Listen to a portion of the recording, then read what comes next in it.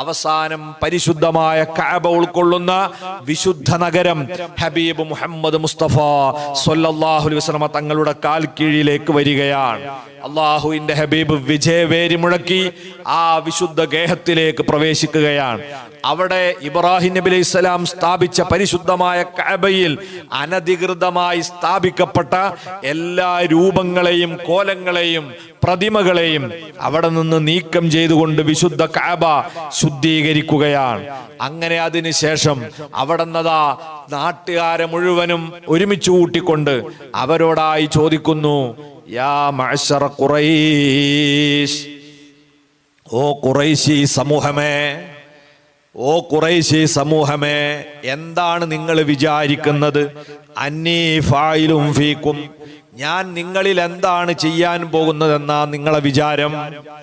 ഖാലൂ, ഖുറൈശികളെ മറുപടി, ഖൈറാ,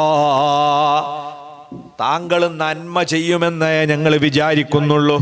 കാരണം അഹുൻ കരീമുൻ വബ്നു അഹിൻ കരീം, അവിടുന്ന് ഞങ്ങളുടെ ഏറ്റവും മാന്യനായ സഹോദരനാണല്ലോ, മാന്യനായ സഹോദരന്റെ പുത്രനുമാണല്ലോ. ആലോചിച്ചു നോക്കൂ നിങ്ങൾ, അള്ളാന്റെ ഹബീബിനെ 3 കൊല്ലം പട്ടിണിക്കിട്ടപ്പോൾ മാന്യത എന്ന് പറയുന്ന പദം അവരെ നിഘണ്ടുവിൽ ഉണ്ടായിരുന്നില്ല.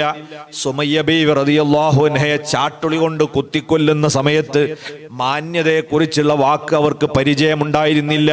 ബിലാൽ ഇബ്നു റബാഹ് റളിയല്ലാഹു അൻഹുവിന്റെ നെഞ്ചത്ത് പാറക്കല്ല് കയറ്റിവെക്കുന്ന സമയത്ത് അവർക്ക് മാന്യത ഓർമ്മയില്ല. പാവപ്പെട്ടവരെ നാട്ടിൽ നിന്ന് ആട്ടി ഓടിക്കുന്ന നേരത്ത് മാന്യത ഓർമ്മയില്ല. എന്നിട്ടും അവരിപ്പം പറയുന്നു അവിടുന്ന് മാന്യനാണ്. അവിടെയാണ് അള്ളാന്റെ ഹബീബിന്റെ കാരുണ്യം നമ്മൾ കാണുന്നു. ഖാല ഇദ്ഹബൂ ഫഅൻതുമു തുലഖാ, നിങ്ങളെല്ലാവരും പോയിക്കൊള്ളുക, നിങ്ങളൊക്കെ സർവതന്ത്ര സ്വതന്ത്രരാണ്. ഇവിടെ നിങ്ങളോടെതിരെ ഒരു പ്രതികാരവും ഞാൻ ഇവിടെ വീട്ടാൻ പോകുന്നില്ല. ഈ സമയത്ത് ഞാൻ അനുസ്മരിക്കുന്നത് എന്റെ സഹോദരൻ സയ്യിദുന യൂസുഫ് അലൈഹിസ്സലാത്തു വസ്സലാം. അവിടത്തെ കഠോരമായി പീഡിപ്പിച്ച സഹോദരന്മാരെ മുമ്പിൽ അന്ന് അവിടുന്ന് പറഞ്ഞൊരു വാക്കുണ്ട്, ലാ തസ്രീബ അലൈക്കുമുൽ യൗം, ഇന്ന് നിങ്ങൾക്കെതിരെ പ്രതികാര നടപടികളില്ല. അതേ വാക്ക് തന്നെയാണ് എൻ്റെ സഹോദരങ്ങളെ നിങ്ങളോട് എനിക്ക് പറയാനുള്ളത്.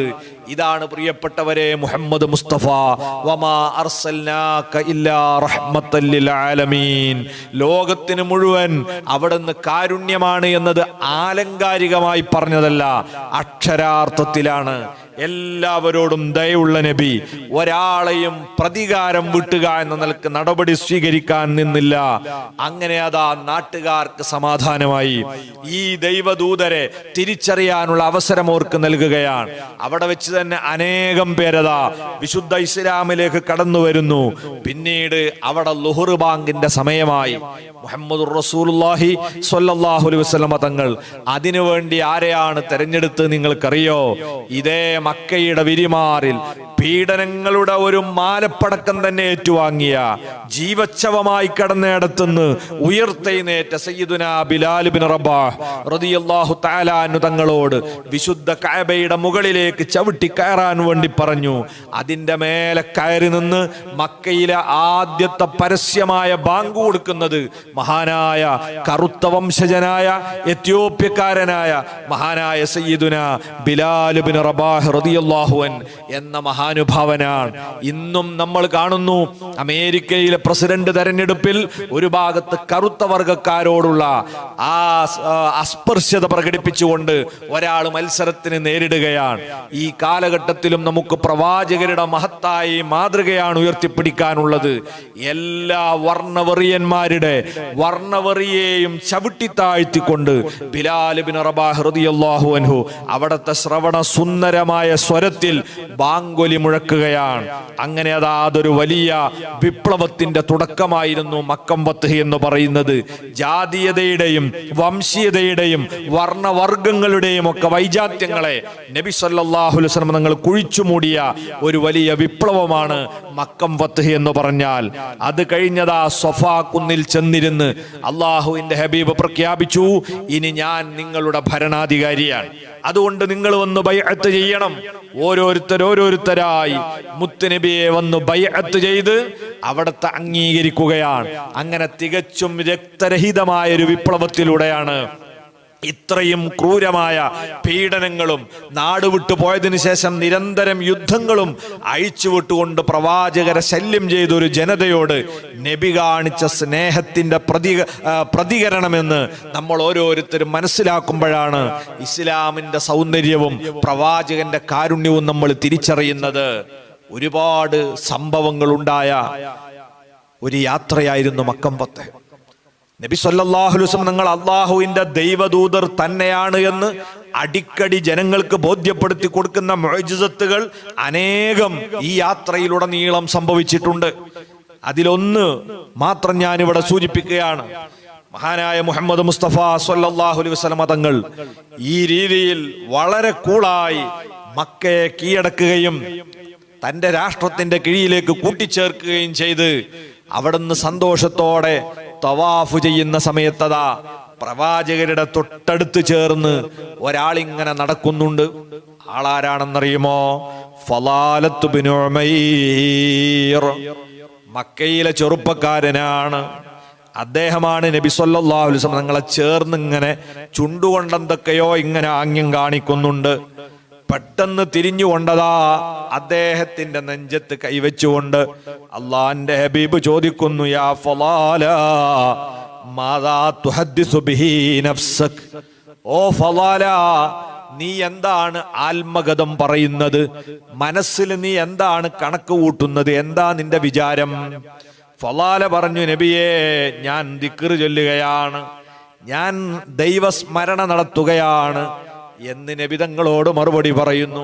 അള്ളാന്റെ ഹബീബ് ചോദിക്കുന്നു, വേണ്ട മോനെ, പിന്നെ എന്തിനാണ് ആ വിഷത്തിലൂട്ടപ്പെട്ട കത്തി കൈവശം വെച്ചത്?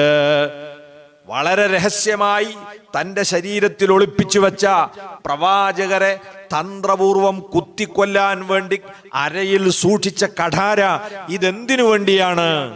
ഈ ഒരു ചോദ്യം ചോദിച്ചുകൊണ്ട് അദ്ദേഹത്തിന്റെ നെഞ്ചത്ത് പ്രവാചകർ കൈവെക്കേണ്ട താമസം അദ്ദേഹം അതാ അവിടെ നിന്ന് മനസ്സു മാറുന്നു. അശ്ഹദു അല്ലാ ഇലാഹ ഇല്ലല്ലാഹു വ അശ്ഹദു അന്ന മുഹമ്മദർ റസൂലുള്ളാഹ്. അവിടുന്ന് ഇസ്ലാമിന്റെ മെമ്പർഷിപ്പ് എടുക്കുകയാണ്. മുഹമ്മദ് നബി സല്ലല്ലാഹു അലൈഹി വസല്ലം തങ്ങളുടെ മുഅ്ജിസത്തുകളാണിത്. മഹാനായ അബൂ സുഫിയാൻ റളിയല്ലാഹു അൻഹുവിനെ നേരത്തെ നമ്മൾ പരിചയപ്പെട്ടു. ഈ യാത്രക്കിടെ മുസ്ലിം സൈന്യത്തിന്റെ ആധിക്യമൊക്കെ കണ്ട് ഇസ്ലാം സ്വീകരിച്ചെങ്കിലും മഹാനവറുകളുടെ മനസ്സിൽ ശരിക്കും കേട്ട് ഉറച്ചിട്ടില്ല ഈമാൻ. എന്നിട്ട് മഹാൻ പറയാണ്, ഞാനിങ്ങനെ സൊഫയിൽ വെച്ചുള്ള ബൈഅത്തൊക്കെ കഴിഞ്ഞ് അവിടെ ഇങ്ങനെ ഇരിക്കുമ്പോ എന്റെ മനസ്സിൽ ഇങ്ങനെ കണക്കൂട്ടി, ലോ ജമാഅത്തു ലി മുഹമ്മദിൻ ജംഅ, ഒന്നുകൂടി ഒരു സൈനിക സജ്ജീകരണം നടത്തി നോക്കിയാൽ എന്താ? മുഹമ്മദിനെ ഒന്നുകൂടെ ഒന്ന് നേരിട്ട് നോക്കിയാലോ എന്ന് ഞാനിങ്ങനെ മനസ്സിൽ ഒറ്റക്കിരുന്ന് ഇങ്ങനെ പ്ലാന് നടത്തുമ്പോഴാണ് പെട്ടെന്ന് പിറകെ അള്ളാന്റെ ഹബീബ് വരുന്നു. ഇത് ലറബൻ നബിയു സല്ലല്ലാഹു അലൈഹി വസല്ലമ ബൈന കത്തിഫൈ, അബൂ സുഫിയാന്റെ പെരടിക്കഥാ നബി തങ്ങൾ ഒരടി കൊടുത്തുകൊണ്ട് പറയുന്നു, ഇദൻ യുഹ്സികല്ലാഹു അബദാ, അങ്ങനെ ഒരു സൈനിക നീക്കം ഇനിയും താങ്കൾ നടത്തുകയാണെങ്കിൽ ഒരു കാലത്തും അള്ളാഹു നിങ്ങളെ രക്ഷപ്പെടുത്തൂല കേട്ടോ. ഉടനെ തന്നെ അബൂ സുഫിയാൻ ഞെട്ടിപ്പോയി. സുബ്ഹാനല്ലാഹ്. അദ്ദേഹം തുറന്നു പറഞ്ഞു, മാ ഐഖൻതു അന്നക നബിയുൻ ഹത്ത സാഅ, നബിയേ ഇതുവരെ അവിടുന്ന് അള്ളാന്റെ പ്രവാചകരാണെന്ന് എനിക്ക് ഉറപ്പുണ്ടായിരുന്നില്ല. അതെ, ഇപ്പോഴാണ് എനിക്ക് ഉറപ്പ് വന്നത്. ഇൻ കുന്തുല ഉഹദ്ദിസു നഫ്സി ബിദാലിക, അവിടത്തേക്കെതിരെ ഒരു സൈനിക നീക്കം നടത്തിയാലോ എന്ന് ഞാൻ മനസ്സിൽ പ്ലാൻ ചെയ്തതാണ് അവിടുന്ന് കൃത്യമായി എന്നോട് പറഞ്ഞു തന്നിരിക്കുന്നത്. അവിടെ വെച്ചാണ് അദ്ദേഹത്തിന്റെ ഈമാൻ ഉറക്കുന്നത്.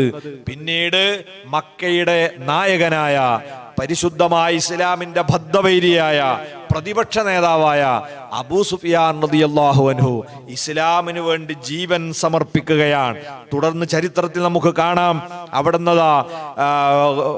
ത്വായിഫിലേക്കുള്ള പ്രവാചകരുടെ പടയോട്ടത്തിൽ പങ്കെടുക്കുകയും ആ യുദ്ധത്തിൽ അദ്ദേഹത്തിന്റെ ഒരു കണ്ണ് നഷ്ടപ്പെടുകയും ചെയ്തു. അതേപോലെ തന്നെ മഹാനായ സിദ്ദീഖുൽ അക്ബർ റളിയല്ലാഹു അൻഹുവിന്റെ ഭരണകാലത്ത് യർമൂക്ക് യുദ്ധത്തിൽ രണ്ടാമത്തെ കണ്ണും ദീനിനു വേണ്ടി സമർപ്പിച്ചു. അങ്ങനെ രണ്ട് കണ്ണും ഈ മതത്തിനു വേണ്ടി സംഭാവന ചെയ്തുകൊണ്ട് രക്തസാക്ഷിത്വം വരിച്ചാണ് അബൂ സുഫിയാൻ റളിയല്ലാഹു അൻഹു ഈ ലോകത്തോട് വിട പറയുന്നത്. അതൊരു വലിയ സൗഭാഗ്യം തന്നെയാണ്. അത്രയും കാലം ഇസ്ലാമിനെതിരെ പ്രവർത്തിച്ചെങ്കിലും അവസാനം മുഅ്മിനായി ഷഹീദായി മരിക്കാനുള്ള ഭാഗ്യം കിട്ടിയെന്നത് ചെറിയ സൗഭാഗ്യമല്ല. റളിയല്ലാഹു തആല അൻഹു. ഇങ്ങനെ ഒരുപാട് അത്ഭുത സംഭവങ്ങൾ